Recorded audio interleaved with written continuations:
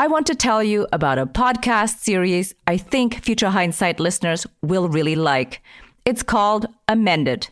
The host, Laura Free, is a historian of women and politics. And on the show, she and her guests traveled back to the 1800s and up to the present day to cover stories that completely reframe how Americans think about the struggle for women's equal voting rights.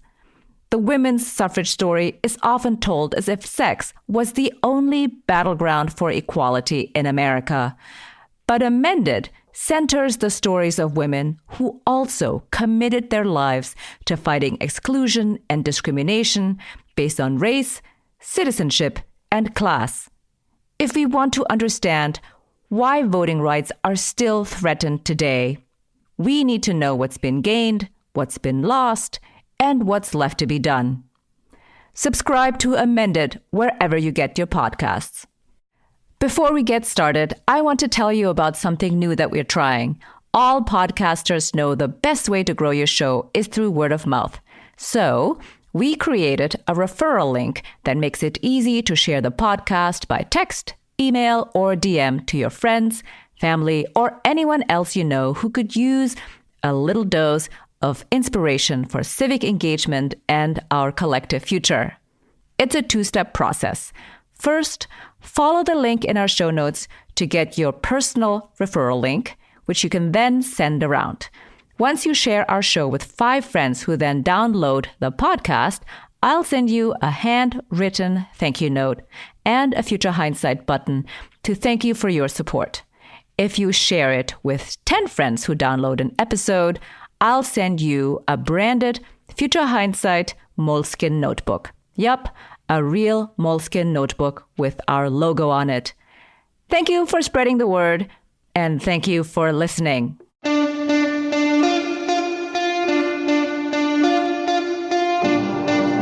Welcome to Future Hindsight. I'm your host, Mila Atmos. Each week, I speak with citizen changemakers who spark civic engagement in our society. Our guest today is Bernard Harcourt.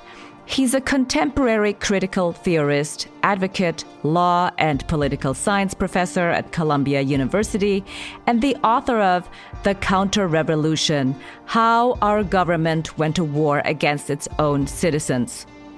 This episode is a perfect complement to last week's episode on law enforcement. If you're wondering about the philosophical and legal underpinnings of the way the U.S. government views public safety, this conversation will shed light on how we came to where we are today. Since 9/11, everything from the torture under the George Bush administration to the indefinite detention at Guantanamo, since then, throughout all of the administrations, to drone strikes against innocent victims are extraordinary and exceptional and unheard of and intolerable. But the point I try to make in the book is that it's actually become the way that we govern, and that it's not a state of exception, but it's become a state of legality. We started to govern ourselves in this way as a form of strategic, what I call counterinsurgency governing, which comes from the wars in the colonies and from counterinsurgency practice and theory. We talk about legalizing brutality, militarizing police, and thinking about abolition democracy as a beginning point to help us find a way out. Let's listen in. Thank you for joining us. Thank you, Mila, for having me. I'm so thrilled to have you back on the podcast. You were our very first guest, and I'm so thankful that you agreed to be on just as we were starting. I read your book, The Counter-Revolution: How Our Government Went to War Against Its Own Citizens. And I think it explains so much about our current political moment, which is something we don't really discuss very often, that we think of this time as an aberration of the norm, as an exceptional time. In many senses, of course, that's true. We have a president who is really outside of the norm. But the system within which we reside, you argue, in fact, is now the norm. It's not an exception. So my first question is, what does counter-revolution mean in the way that you use it in the book? So, yeah, I mean, you put your finger precisely on the most important thing, which is whether we are in a state of exception or whether this is actually something different. And my objective in writing the book was really to suggest that this isn't a state of exception in the United States today. Since 9/11, everything from the torture under the George Bush administration to the indefinite detention at Guantanamo, since then, throughout all of the administrations, to drone strikes against the innocent victims, and even of the assassination, say, of an American citizen abroad, the kind of summary execution with a drone strike, are extraordinary and exceptional and unheard of and intolerable. But the point I try to make in the book is that it's actually become the way that we govern, and that it's not a state of exception, but it's become a state of legality. We started to govern ourselves in this way as a form of strategic, what I call counterinsurgency governing, which comes from the wars in the colonies and from counterinsurgency practice and theory that was developed during Vietnam or during the war in Algeria, Malaysia, etc. There's actually a logic to this, and what we're seeing in a lot of its manifestations is a strategy of governing. And one of the main strategies is to render things legal that would normally be abhorrent or abnormal or violations of the norm. And so when I use the word counter-revolution, I'm using it in a somewhat specific sense to get at this idea that we're governing in a kind of counterinsurgency mode of governing, but without actually there being a counterinsurgency, an insurgency on our territory, so that it's almost like we're governing in a counter-revolutionary way, although there's not even the indication of a revolution. And that's what I mean by the counter-revolution, particularly when I use it with a big C and I capitalize it, because I think it's a new way of governing ourselves, but that has been divorced in any way from the underlying circumstances that gave birth to this kind of way of governing, which was insurrections in the colonies. Right. You say that essentially Americans, our own citizens, have become the target of our government's counterinsurgency strategies as if we were the insurgents. How did that happen? How did we get here? Right. In a number of different steps. First of all, the counterinsurgency practice and logics were developed by the Western powers, France, Great Britain, the United States, during the anti-colonial uprisings. So basically during the war in Indochina for France and Algeria, during the war in Vietnam for the United States. And it gave rise to a certain number of strategies. The idea that there's a passive majority or a large population that could go and that could be swayed one way or the other, either towards the insurgents or towards the counterinsurgents, and that you have to be able to parse out the small insurgency. You have to be able to locate them, figure out who they are through total information awareness and surveillance, and then eliminate them, and then win the hearts and minds of the masses. Of course, that was the strategy that we used in Vietnam, and those were developed in the 1950s and the 1960s during the anti-colonial wars. They came back very powerfully after 9/11. And so basically, the United States military embraced counterinsurgency theory after 9/11 in the war in Iraq and in Afghanistan. General David Petraeus, who was in charge of all American and Allied forces, he rewrote in 2006 the U.S. military manual for counterinsurgency. And so the first wave really was a rebirth of counterinsurgency theory with the war in Iraq. And eventually, and still to this day, the main military strategy that we're using in those wars and in those conflicts in Afghanistan is a counterinsurgency strategy. So it started first militarily, and then gradually those logics expanded to general foreign policy for the United States. So all of a sudden, we were starting to use the same logics of a small active minority that needs to be eliminated, mostly through drone strikes, in non-warfare areas. So, for instance, in Pakistan or in Somalia, we began to do total information awareness at a global level, trying to get all of the information that we could about all populations around the world. And we started to use drone strikes, which are targeted interventions trying to knock out insurgents outside of the battlefield area. Eventually, what happened, and this is the one that I am most concerned with, is that we brought it all home to roost, really. We brought it back to the United States and started to adopt those same counterinsurgency logics and strategies against our own population. We saw it, for instance, early on with the hyper-militarized policing responses to protests in the United States during the original Black Lives Matter protests in 2014 after the Eric Garner chokehold, after the Ferguson uprisings. We all of a sudden saw the police appearing as if they were military. Those images were really shocking, but what they reflected was that we were internalizing the logics of counterinsurgency and starting to apply them here domestically. And in part, this was the product of things like the federal government, Department of Defense procurement programs that allowed local police departments to buy excess weaponry from the war in Iraq. And there were armored vehicles being purchased by police departments and all of the accoutrements of the military gear and equipment. We also started to see, for instance, the use of kind of a different logic in police encounters with suspects. We saw that in Dallas, where they basically used a drone to kill a suspect, which is something that one doesn't do in a domestic policing context, because the idea is to capture a suspect alive so that they'll have a trial in criminal court. The place where it's been most evident has been in the creation of the internal enemy. This notion of the internal enemy is really a core piece of counterinsurgency theory. At first, it was practically all Muslims, essentially.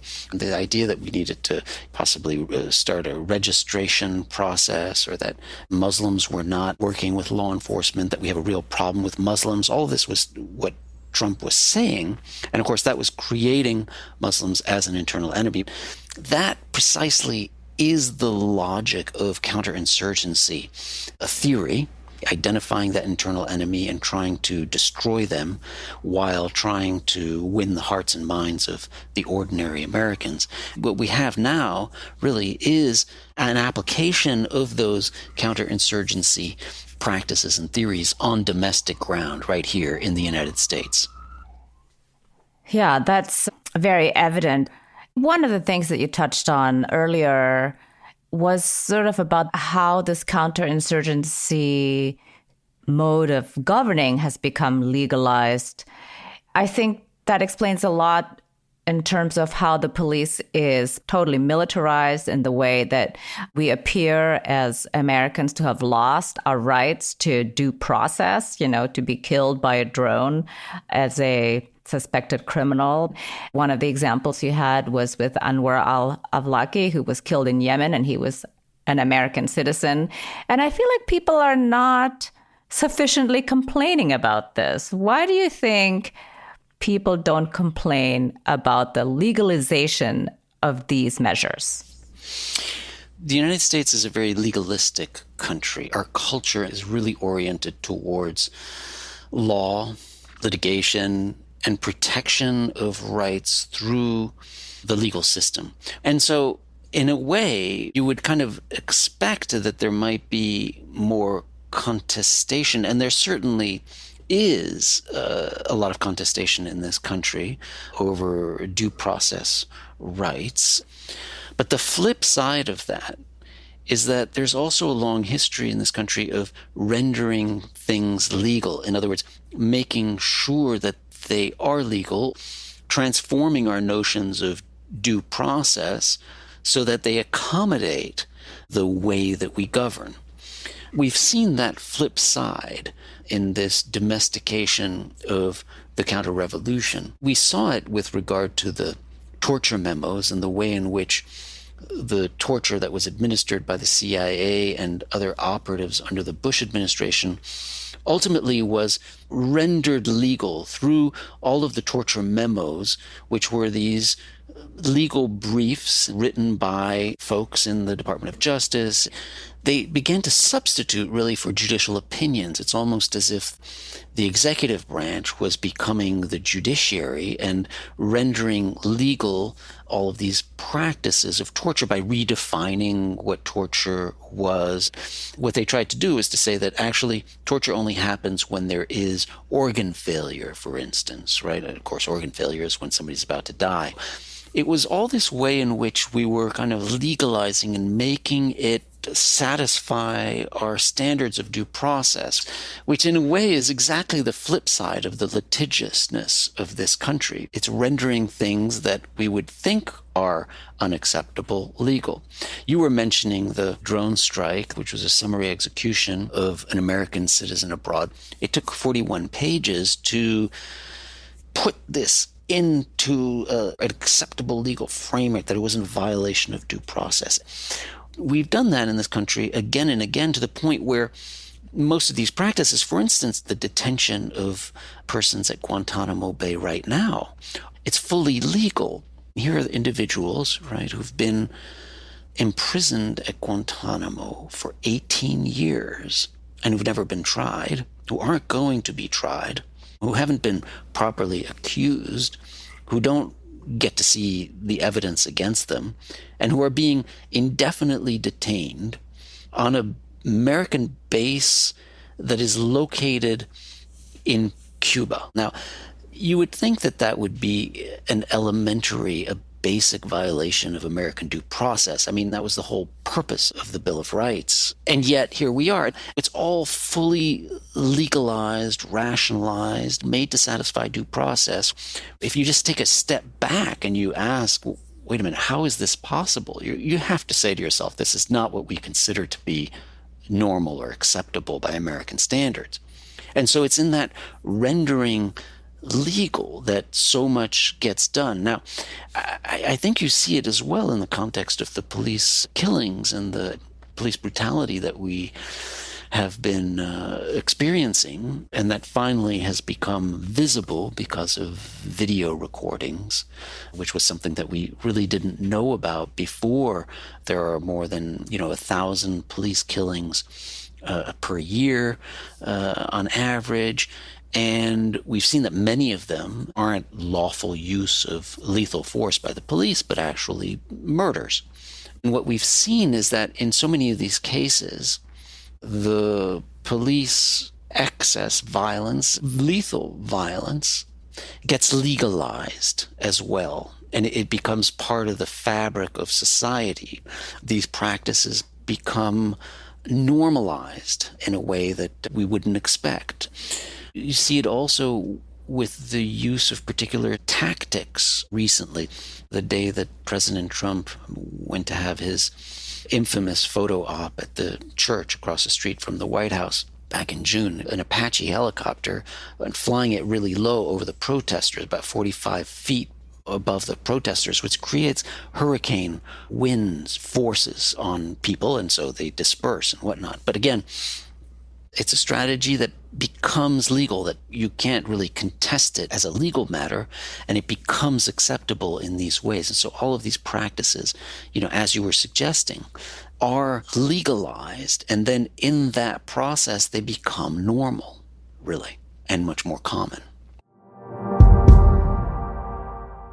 Are you looking for a new podcast to take your mind off the next round of lockdowns? Or perhaps you're a fan of interview podcasts like ours and hope to expand your auditory horizons?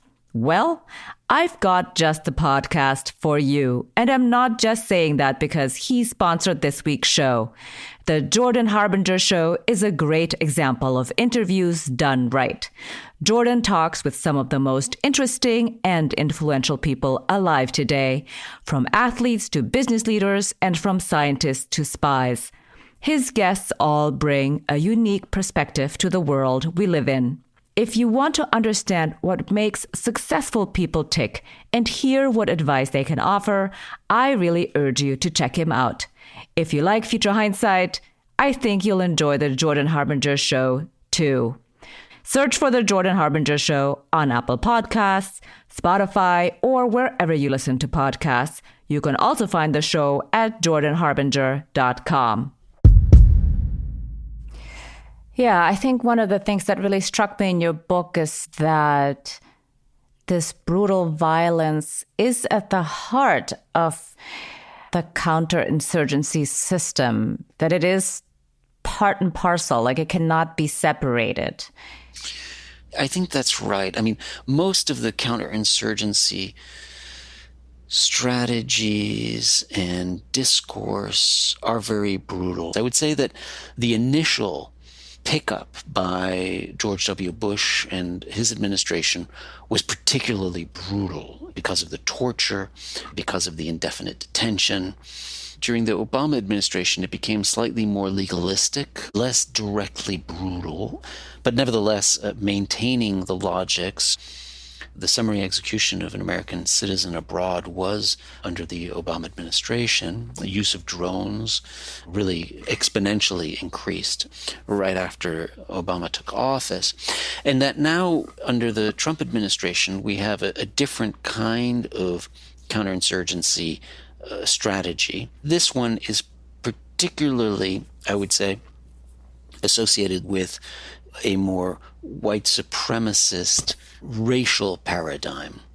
We've heard this very clearly in Trump's language and the way in which he is speaking directly to the extreme right faction and part of his base. He has a real discourse of trying to always make clear that anything that could be considered anti-racism, any anti-racist efforts are themselves racist. That is the classic and most important move of the new white supremacist movements in this country and in Europe. It's to turn anti-racism into racism, anything that could be conceived of as racist against white persons. The result is that a lot of the violence that we're seeing now, particularly excessive militarized response to peaceful protests, is always being placed within the context of racial tension. And Trump is trying to aggravate the racial tension by creating internal enemies that are racialized. It's a real way in which trying to turn African Americans, persons of color, into an internal enemy in this country and to deal with them very brutally and violently. I think it's a perfect reflection of counterinsurgency. It's also a reflection of this president's way in which he is unfolding those counterinsurgency logics.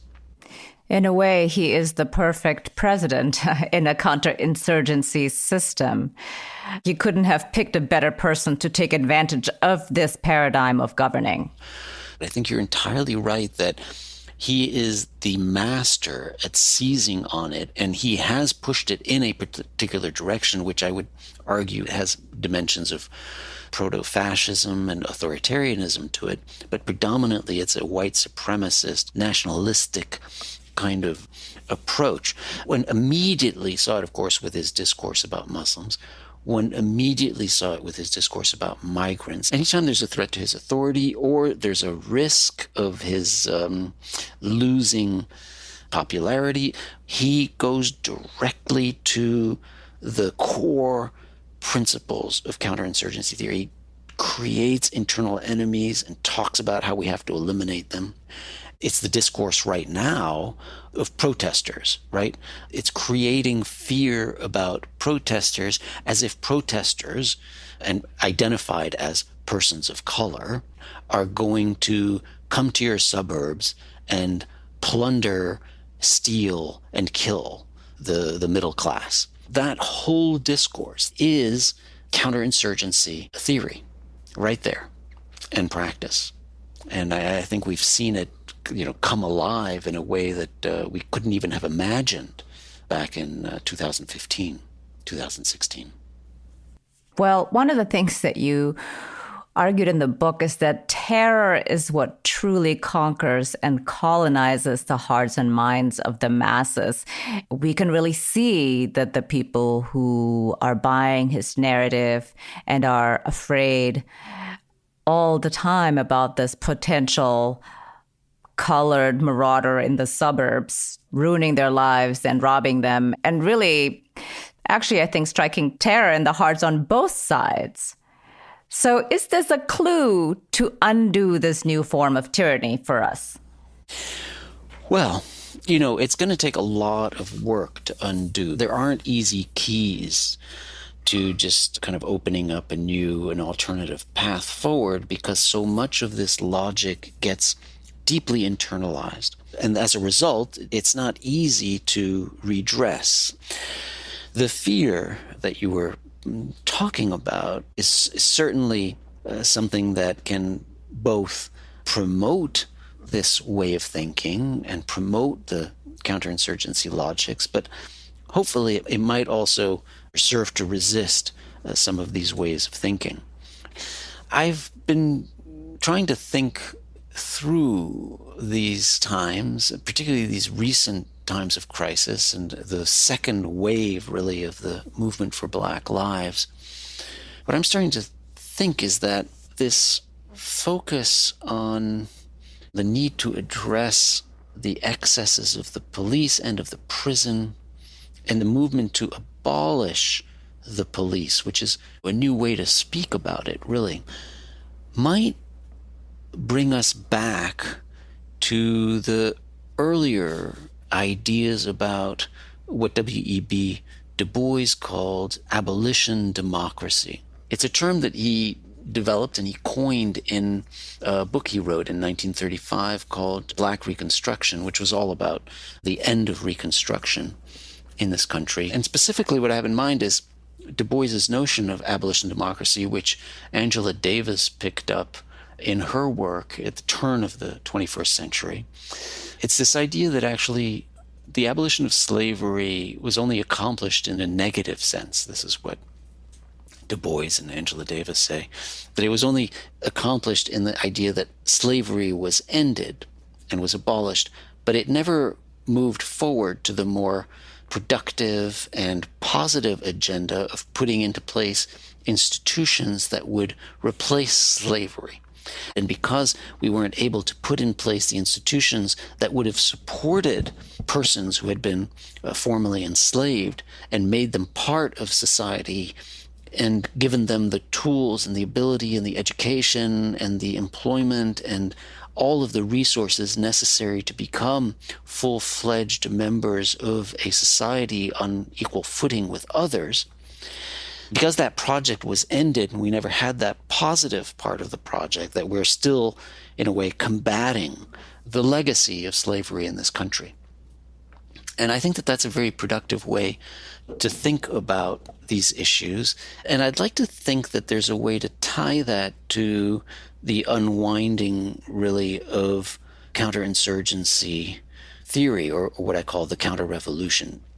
It can't be the case simply that we get rid of the practices that are at the heart of the counter-revolution. So it can't be that we just get rid of Guantanamo, that we get rid of the use of drones, that we get rid of hyper-militarized policing forces and all of this police violence and police killings. It wouldn't be enough, really, to get rid of those without coming up with a different way to govern, positively, a full-fledged, different paradigm of governing. And so that, I think, is what we have to work on. It will go with new institutions, different institutions, but it will require imagining a different future and a different way to govern than through these methods of, of punitiveness and vindictiveness and what I call the counter-revolution.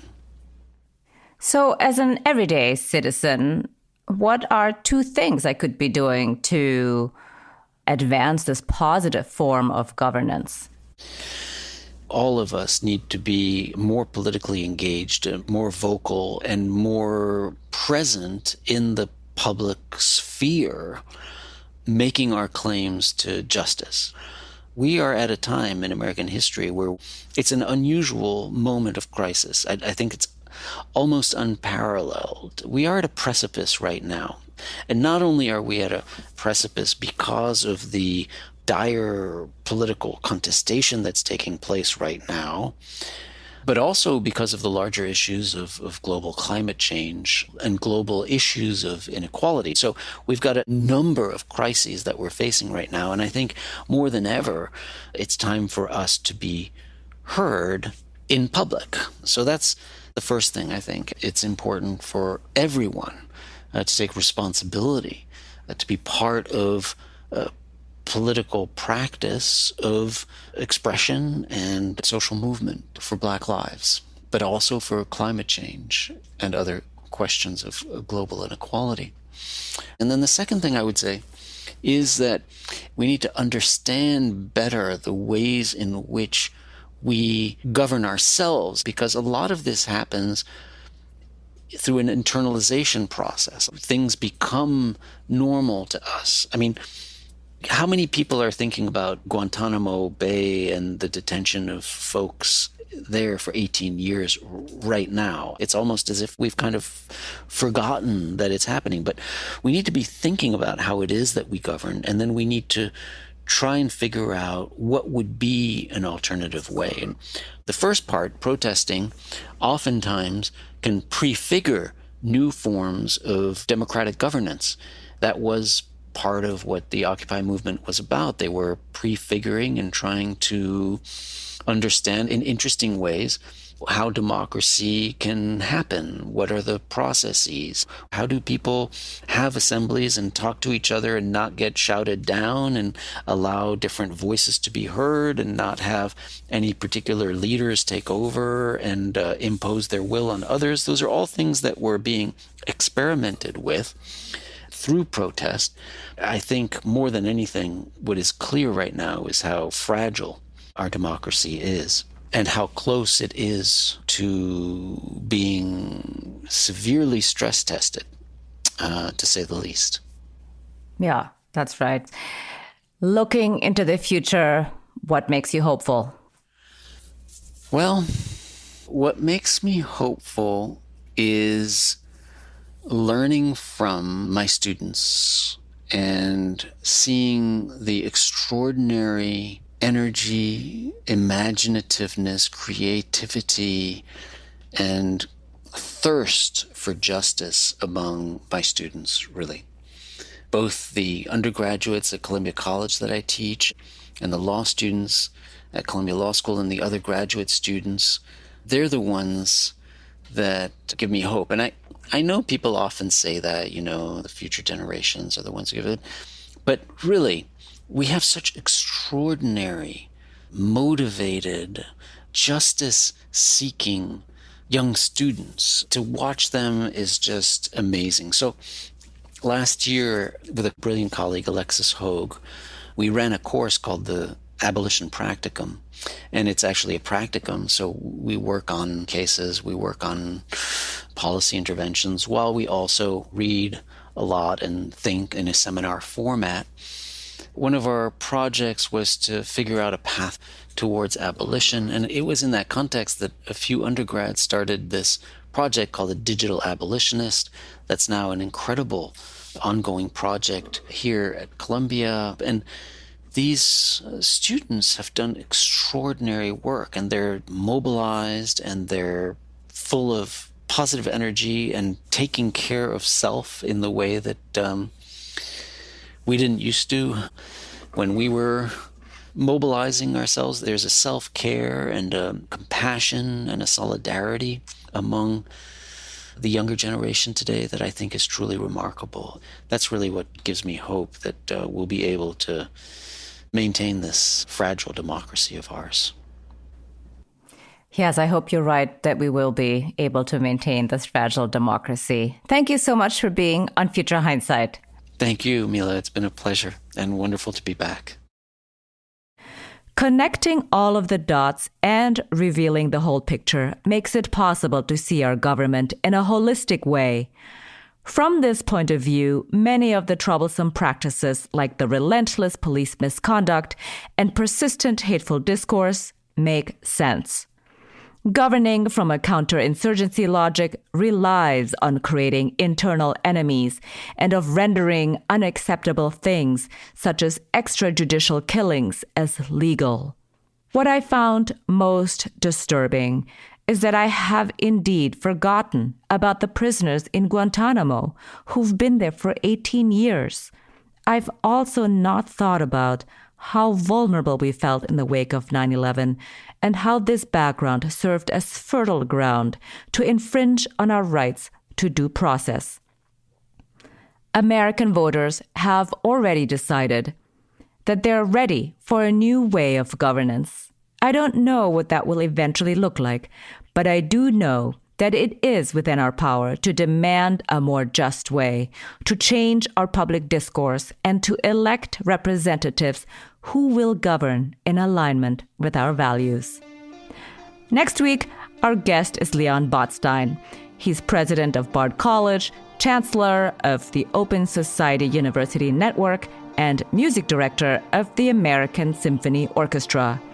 We discuss why democracy will only work when people have an open, critical mind, and therefore how important it is to deliver high-quality education all the way from kindergarten, but most critically in high school and college. The pandemic has sort of torn the mask off the reality which we always knew was there, but were afraid to admit, the near total bankruptcy of the American educational system. The assumption is that after finishing high school, the individual is prepared to take a place as a citizen and as a working individual in the society. But as it is now, and what COVID has shown is how poor it's been, our secondary system does not prepare our nation for citizenship and doesn't prepare them for the world of work. Until next time, stay engaged. I'm Mila Atmos. Thank you for continuing to listen to Future Hindsight. Our executive producer is Mila Atmos. The audio producer is Peter Fedak. And our associate producers are Miriam Zumbul and Brooke Sayan. Be sure to listen to us on Apple Podcasts, futurehindsight.com, or wherever you enjoy podcasts every week.